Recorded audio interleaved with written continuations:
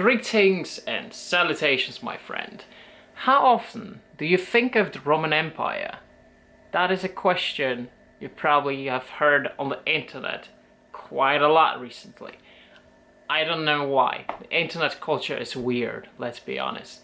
A lot of the time it makes zero sense, but if I was to answer that question, I would say, nah, I don't really think about it that much. I'm more into Greeks. I mean, look at them. Look at those beards, look at those muscles, look at those... But let's not go there. Have you ever thought that we, as a modern society, in some strange ways, are actually going back, both culturally as well as philosophically, to the ancient Greece? I think that us and Greeks have much more in common than people realize. So here's 4 ways in which we are in fact going back to ancient Greece. Number 1, the way we communicate information and ideas. Now, there's something you really need to understand about the Greek society. Even though the written language already existed back then, it was a spoken language that dominated absolutely everything in ancient Greece. Right? Purely storytelling, literature, all of it was for a very long time happening orally. A lot of those ancient stories were told from generation to generation. And when Homer wrote the Iliad or the Odyssey, sure, that was a written text, but almost no one was reading it. There were just select few people who read that, you know. It was meant to be performed, and it was written in such a way that allowed it for performance on the stage. Theaters were super popular in ancient Greece. People would rather watch those stories than read them. Well, that is the case for several different reasons. So we have this idea of the past that a lot of people didn't know how to read. Well, the truth is, a lot of people in ancient Greece knew how to read, but also you have to keep in mind that books, or rather scrolls, were very expensive at the time. Not everyone could afford books. It was usually elites who had books at their homes, you know. And you know, the oral retelling of the stories was much more easily available because, you know, everyone could more or less participate in that. And theaters, you could think that those were accessible only to the elites, but that wasn't always the case. Again, in Athens, Pericles actually came up with the idea of a discount for theater attendance, right? So the poor people of Athens could actually attend and watch those plays live, being played on the stage. And I think, you know, in many cases, people want to see the live action stuff rather than reading books. And that was the case with the ancient Greek culture. So even long after written Greek existed, it wasn't the most popular way of communicating either storytelling, information, or ideas. And you know, even looking at the work of Plato, you know, when Plato wrote the Socratic dialogues, right, where you have Socrates as the main character interacting with a specific person throughout the text, throughout the dialogue, usually engaging in a conversation of epistemological or ethical nature. And we have to keep in mind that the Socrates in this text is sort of a fictive character based on the real Socrates, right? Because we don't really have access to anything Socrates wrote, because as far as we are aware, he never wrote anything. And that tells you everything you need to know about, you know, Greeks' thought of the written language. And even those Platonic dialogues or Socratic dialogues, the way they were written so that they could be performed on the stage. No different from Homer's plays like Iliad or Odyssey. You know, comedy originated in Greece. Everything was happening on the stage. Greeks loved theater. And well, as far as the exchange of information and ideas was concerned, sure, people were writing books. But most of that was not happening through that written text. Most of that communication of information and idea was happening at symposiums, at the agora, at the gymnasium. That's how people communicated ideas, or speaking and listening, modern reading or writing. And after that, for a very long time, that was no longer the main way of communicating ideas throughout history. The written language took completely over after that. I mean, sure, people still communicated with each other orally, but it wasn't on the same level as what we've seen in ancient Greece. It's a cultural thing, but it was also an intellectual development that just made books so much more popular.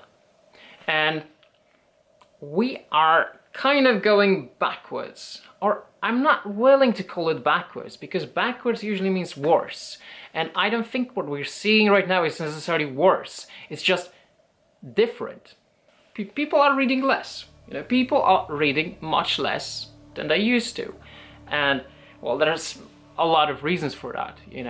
You could say people have short attention span, and that's interesting if you think about like what TikTok and like this short video format does to your brain, right? Well, there you are, not paying attention, right? Your attention span is so short. If the video doesn't engage you in the first 5 seconds, like boring, swipe. Boring, swipe. Oh, that's funny. Next. Boom, boom, next. Haha, funny. Oh, that's cool. This is like how TikTok works, right? That's how Mafia works. And the question is, how exactly does that affect kids at school? How will they be able to read longer texts if their attention span is this bad, right? Well, I like to think of it from a different perspective as well, because I think everything is nuanced, and there's some truth to what I said. But, and it's a big but. You have to consider that we are bombarded with so much more stuff than ever before in history. Our brains are constantly stimulated, right? We have information and entertainment just flowing through our brains constantly, entering here, exiting here, and so on and so on. I think the fact that we have shorter attention span, if we do, because that is not a certain either, it would make perfect sense, because your brain is constantly on, and when there's so much of that, your attention requires to be selective in that sense. You cannot pay absolute undying attention to absolutely everything around you, because that will drive you crazy.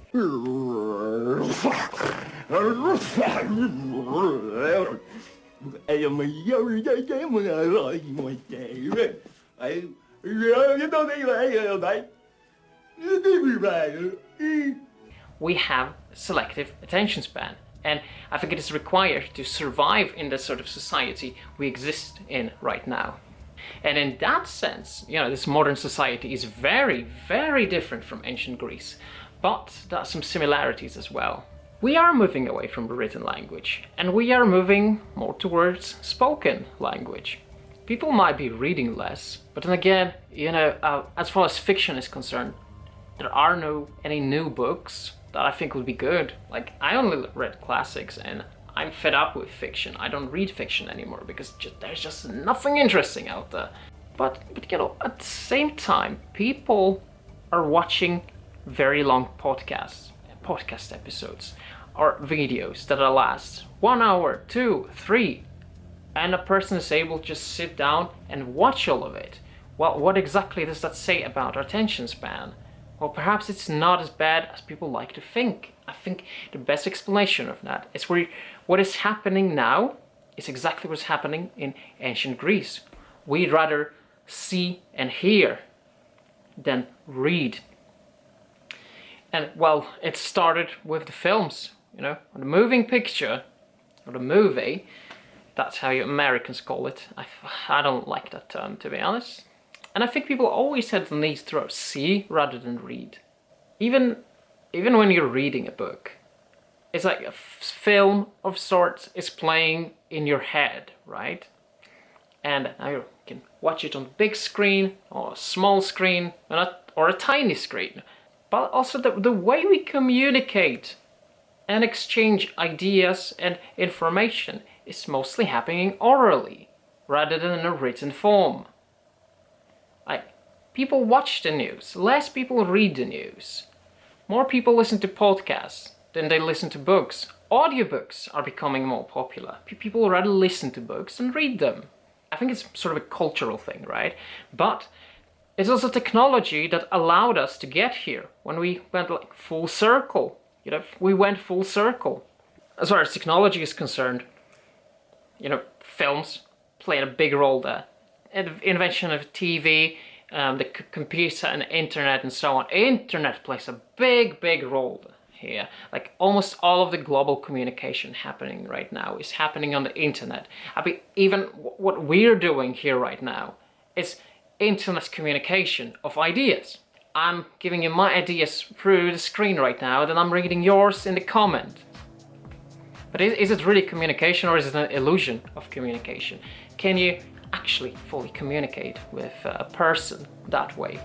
Or are we communicating with an extension of a person? So that is very different. But still, it is technology that allowed us to go back to mostly oral communications. Because, back in the day, oral communication couldn't really reach very far. And well, if your entire world is just Athens or the Greek world, yeah, sure, it works, right? You communicate with all of your philosopher buddies at the symposium and the agora and the gymnasium, but well, you won't reach very far. Like, if that communication was limited only to the symposium and it didn't exist through the written language, it wouldn't survive very long, right? And that's why the written language was so important, to preserve the ideas and to get the ideas out there. And right now, through the technology, through technological evolution, we are all connected in that sense. So why should we be using written language to communicate our ideas when we can communicate them orally? That's what I'm doing right now. But yet, I'm still writing a book. Is it pointless to write a book in the 21st century? I don't think so. I don't think the written language is completely dead, and I don't think it will be for a long time. But it will no longer take the center stage, and I think that's okay. I think it's a natural progress of things. Now, reason number 2 why we are going back to ancient Greeks. Asking seemingly simple questions. Now, if you think of Socrates, what he was doing is, in modern day, referred to as street epistemology. It's going to a person and asking them questions, usually with the intention of creating doubt in their mind. Or you can feel like, you know what? Maybe I don't really know what I'm talking about. Maybe I'm not really that certain of that I know the things I know. Well, what if I don't know anything? And that's the famous quote from Socrates, right? I know that I know nothing. Shit, I don't know nothing at all, man. Boom. Makes perfect sense if you take that context into consideration. And in Plato's dialogues involving Socrates, the sort of questions Socrates was usually asking was like, what is virtue? What is piety? What is justice? And so on, right? And we have a sort of an idea of what these things mean, right? But when you get deep down to it, it turns out that people don't really know how to answer those questions. And that has been shown many times throughout all of those Platonic dialogues, which are also very one-sided and are meant to make Socrates look like he has all the answers and everyone he's talking with doesn't know shit. So those Socrates and Plato that were asking those questions, but Aristotle definitely delved deeper into ontology, into metaphysics and ethics on a very different level, in a very different way. But even after that, when we consider modern philosophy, and by modern philosophy I don't mean contemporary philosophy, I'm thinking more Descartes, Leibniz, Spinoza, Hume, John Locke, Immanuel Kant. Right? That's what we consider modern philosophy. It didn't really concern itself with those simple definitions. We were more concerned with things like solipsism, perception. How do we gain knowledge of the outside world? What exactly is that outside world? But Aristotle concerned himself a lot with the object of perception. But in modern philosophy, we moved a lot from the object to the subject. Like, who's perceiving, who's experiencing it? Who are we exactly? And how are we gaining and processing knowledge of the external world? There's, this clear line between the external and the internal world there in modern philosophy. After that, we have what I would consider post-Kantian philosophy, and that is technically everything that comes after Immanuel Kant. He was quite a cunt, which a lot of the time is called a continental philosophy, and includes existentialism. But eventually, at some point, from there we move to postmodernism. And what postmodernism is exactly? It's the rejection of the idea of objective reality, of epistemic certainty. That's the certainty of knowledge, right? And it's characterized by things like relativism. It's all relative in postmodernism, right? And interesting enough, also, that's where the whole idea of gender that we have in modern society actually comes from. And what happens when postmodern ideas become mainstream? What we are experiencing is what I'm calling an ontological chaos. Now, ontology is a branch of philosophy, more specifically metaphysics, that deals with the nature of being. What sort of entities are out there? What exists? What is certain? What is possible? Etc., etc. And by entities, we may refer to anything that exists. That may be a person, an animal, a flower, but it can be something more ambiguous, like space or time, or even a phenomenon. Events are also sort of entities, cause, effect, so on and so on. And when this society is in the state of ontological chaos, what that means is that we don't know what sort of things are out there, right? The definitions are no longer clear, and that is the reason why we may be asking very, very basic and seemingly simple questions all over again. Matt Walsh asks, what is a woman? What is a woman? That is not a question we have been ever concerned with for a long time. We have taken it for granted. What is a man? What is a woman? The development of gender ideology, and when I say gender ideology, I don't mean it in a negative nor a positive way. It's just descriptive of what it is. Well, so with the development of gender ideology, it's obvious that we are required to ask those questions, those basic questions, define them. What is a man? What is a woman? And there's a debate on that, which is interesting, because, well, you used to have debates on what is justice, what is virtue, right? And we're going to asking those very similar questions. We are defining definitions. And it's very fascinating, it's very interesting, because once again, we went full circle, right? And guess what? I'm going to say it again, as I did it with the last example. Technology plays a role in there too. Very interesting questions we can ask ourselves right now is, what exactly is consciousness?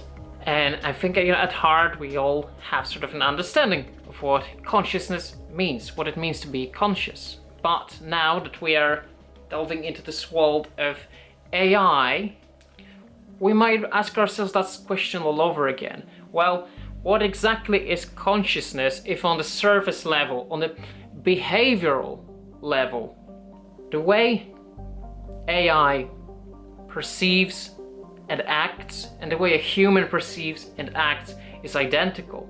And I'm not saying that we're there yet, because we're not, but we might be at some point. And then it's a very, very important question to ask, like, what exactly is consciousness if on the surface level it is identical with something that is not conscious, right? Oh, and a lot of time we also conflate consciousness with awareness. You know, if I suddenly collapse to the ground, you might say, loss of consciousness, right? Oh, he lost his consciousness. He's unconscious. He's unconscious. They're lying on the ground.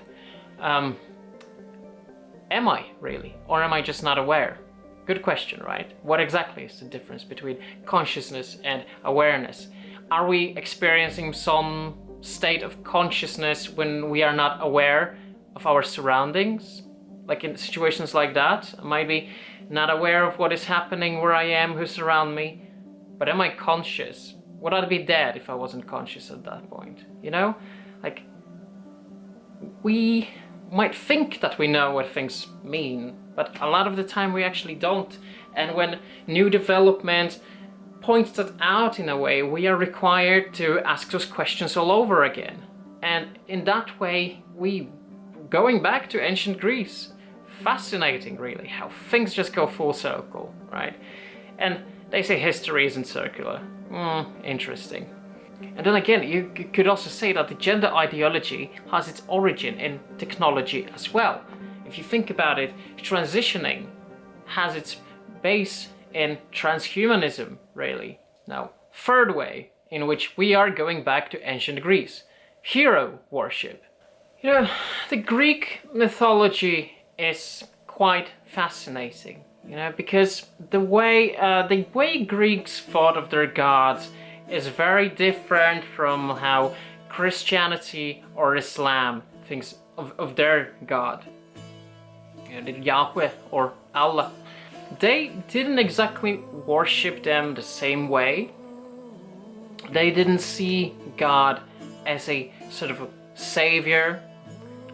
They didn't see people as made in the image of God. Rather, it was quite the opposite if you think about it, really. Like, Greek gods were created in the image of human, with all their flaws and imperfections. Because the Greek gods weren't seen as perfect by any means. If you truly think about it, they were portrayed, depicted as deeply flawed, prone to temper tantrums, and not to mention, you know, Zeus' sexual escapades.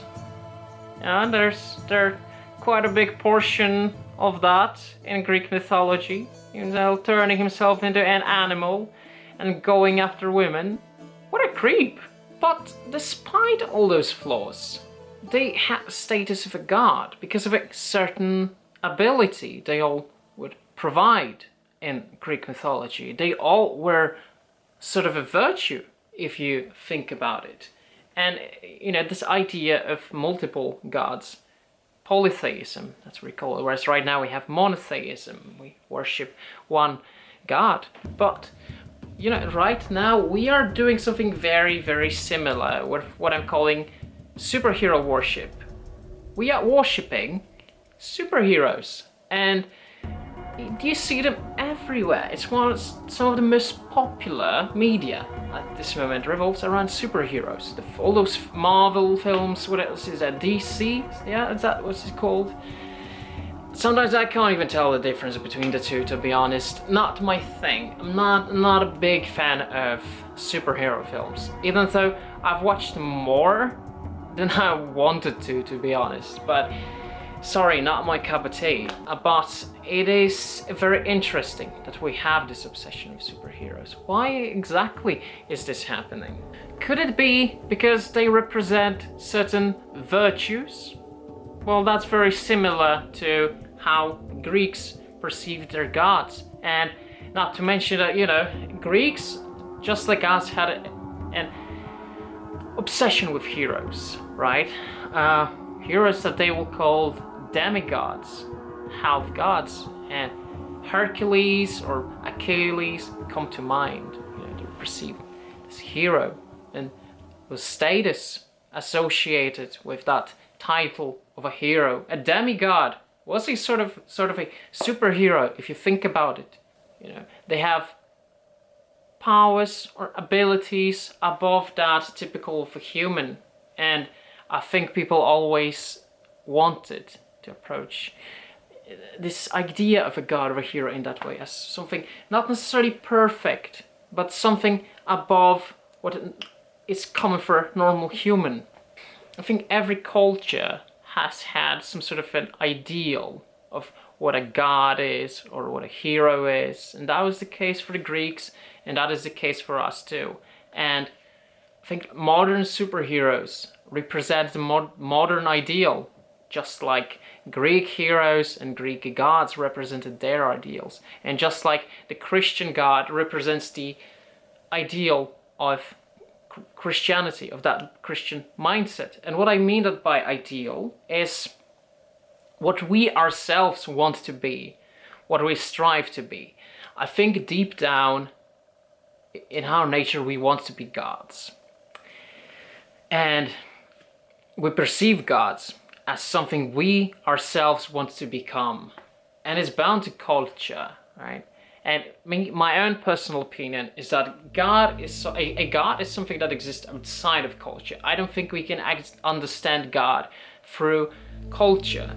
And things like Bible, it's a cultural text. I don't think you can understand God through Bible. And I know there's a lot of Christians who will disagree with me on that, and that's fine. You know, I think it's great that people think in different ways, but I think that in order to connect to a God, you need to think outside culture, because the God does not exist in culture. And speaking of like worship of heroes, we are worshipping celebrities as well. And if you think about it, so did the Greeks.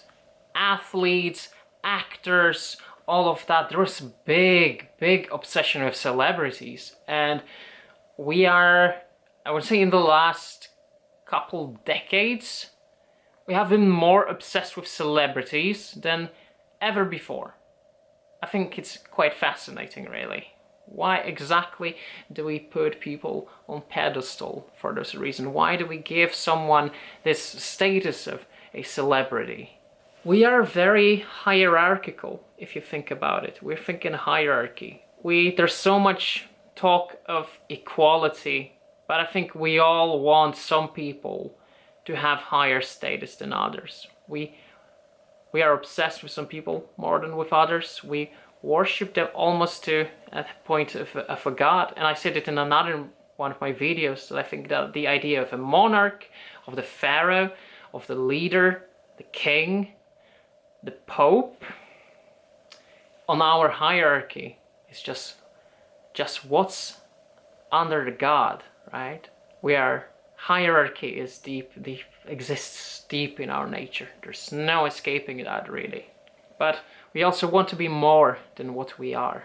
And so we create this idea of heroes, of gods, that despite all of our own flaws, represent what we actually strive to be. And in a way, it's a good thing, because I think we should be striving to be more than we are, to be better than we are, no matter how it manifests itself, as long as it doesn't manifest itself that in a destructive way, because that can happen too. And a lot of bad shit that happened in the history, that was a result of religion, has happened. It can manifest in a very destructive way, unfortunately. I'm not saying religion is all bad. That's not what I'm saying, because I think it can give meaning to people's lives too. I think religion can be meaningful, but at the end of the day, it's really how you use it. Well, what do you wish to achieve with your faith? Reason number 4, the parallels between ancient Greece and America. Now, ancient Greece wasn't really a united society of any sorts. You had regions, were sort of like states. They were called city-states, and each of them was associated with a specific city within that state, within that region. And those city-states, they had their own laws, they had their own way of organizing society and organizing the body of power, right? And they differed quite a lot from state to state. And the perfect example is if you compare Athens to Sparta. which are very different in so many different ways. Sparta was a military state, but it also had a monarchy. Sparta had 2 kings. And it's very interesting because you don't see a lot of it in history, where the whole state is being run by 2 kings at the same time. I wonder if they're in a homosexual relationship. You never know. You have a king and a queen. Here you have the king and the king. How progressive. Athens were very, very different, right? In Athens, that's where democracy originated. And you have to keep in mind that the sort of democracy we had in Athens, the right to vote was granted only to adult males who were free men, quite limited, right? But it was the first attempt at democracy, and honestly, I am not a big fan of democracy. I think that democracy is a scam. I don't believe in democracy, and I like what it's called, you know, because it comes from 2 Greek words, demos and kratos, meaning people, and kratos and power, or rule as well, which means that democracy actually means people are in power, and that's a big lie, right? It's illusion that you, as a normal person, have something to say in political matters. You really, really don't. But it's, of course, it's, you know, you're easier to control if you buy into that lie that, hey, my vote matters, my voice matters, my opinion matters. No, it doesn't. And what's interesting that, you know, the first anarchistic ideas also originated in Greece. They weren't popularized and further developed until, well, by Russians, really. Say what you want about Soviets, but I sure as hell appreciate that part of their history. But all the city-states also had different culture. The culture of Athens and the culture of Sparta was very different. What Athenians valued and what Spartans valued were completely incompatible if you think about it. Athenians had love for art, for debate, for the intellectual pursuit, for the philosophical curiosity. Spartans were like, we big men, we fight. This is Sparta!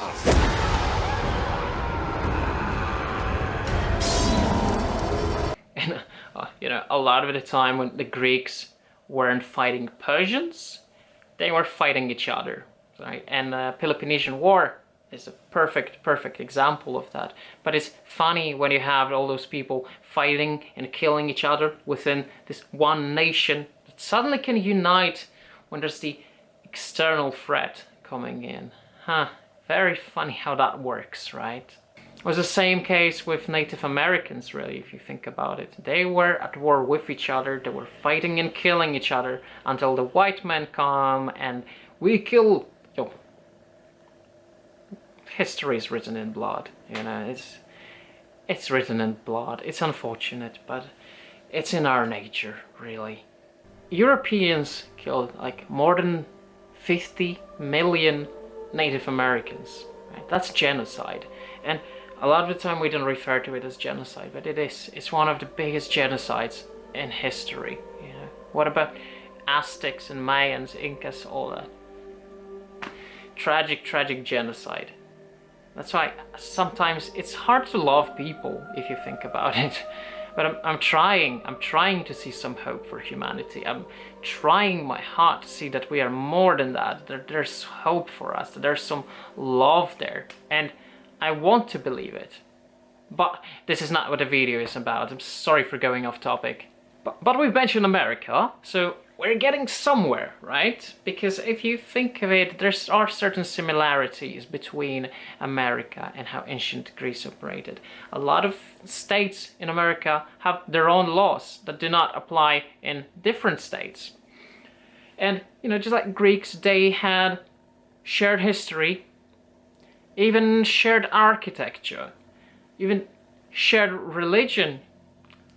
But law, when it comes to laws, societal structure, and culture, they weren't that similar. And you see the same in America, right? And it's not just about laws, it's about culture too. Think blue states and red states, right? If you go to California and then you get to Texas, it might feel like you're in two very, very different countries. United States of America, that's what we call it. But I just don't see it as very united at the moment. And you know, if you think of those blue and red states, like the city-states in ancient Greece were also associated with colors. Like the Sparta was red, the Athens was blue. Coincidence, of course. Or is it? I think we're going to construct a conspiracy theory here. Interesting. But the question is this sort of separation leading to more conflict? Or can it be a solution to a conflict? Separating people like that, you know? Conservatives and liberals. Well, will it lead to more polarization? Or will people get along better if they get their own regions where they can have their own laws, etc., etc.? Hard to say, really. It didn't really work in ancient Greece. People were fighting, people were killing each other. But is it the separation of the states itself that is the cause of it, or what is it the way it was implemented? Perhaps a national divorce of sorts can be a solution when communication doesn't work. That happens with a lot of personal relationships, marriages, right? Why can't it happen on a national level? Will it still be one and the same country? Something interesting to think about, really. And I think I'll leave it here. I'll let you form your own opinions on it. And I always love hearing your opinions too. But it's getting a little dark and I'm hungry, so I'm going to make myself some dinner. Something delicious.